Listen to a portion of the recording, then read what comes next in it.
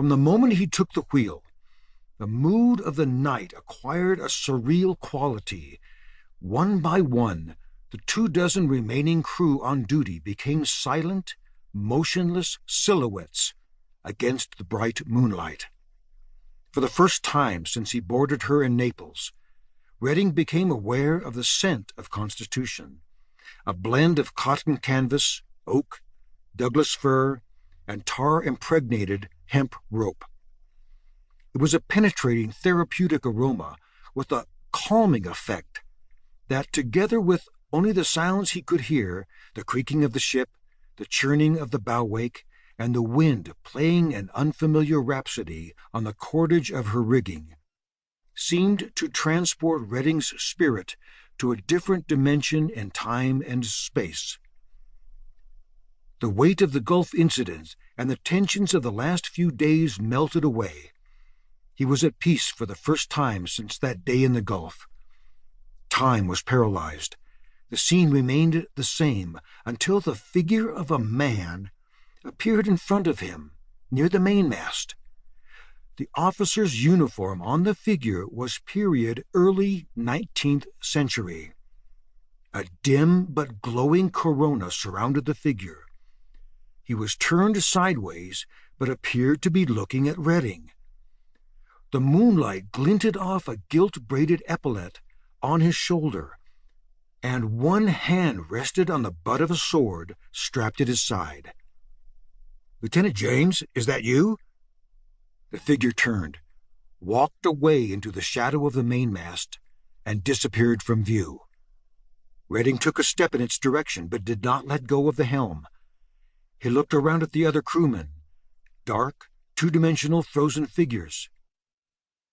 He started to call out to them, but froze as well, and a chill went up his spine. After a brief moment, he repositioned himself behind the wheel and relaxed his hold on it. He ignored the compass, letting Constitution balance herself and seek her own heading. The sails were full and quiet, not luffing. The spanker, the huge parking lot-sized sail over the quarterdeck, mounted to the mizzenmast in the back of the helm, was stretched taut between its spars. It angled sharply to starboard and strained at its sheets as it drove the ship forward. Then, inexplicably, the wind in the spanker alone went slack. He looked quickly at the other sails. They had not changed. The wind was still brisk and bulging the square sails on all three masts. He looked back at the spanker. The boom swept aft, like a baseball player pulling his bat back, waiting to swing. The sheets lay loose on the deck under the boom. "That's impossible," he said to himself. Then, as he was still looking at the sail, it slammed back to starboard, flat against the wind, with a thunderous clap, tight against the sheets, sending forward a shock blast of wind.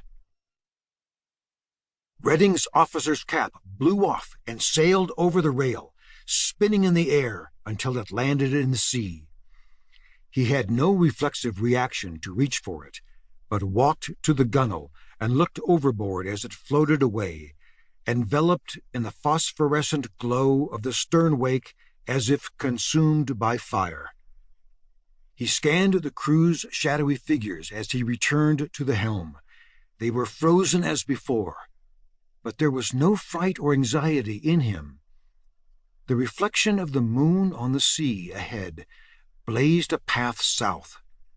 He allowed Constitution to follow that path unassisted, as he sailed on unaware of the wind, sounds, the crew, or the passage of time, until the night was adjourned by a soft glow from the east.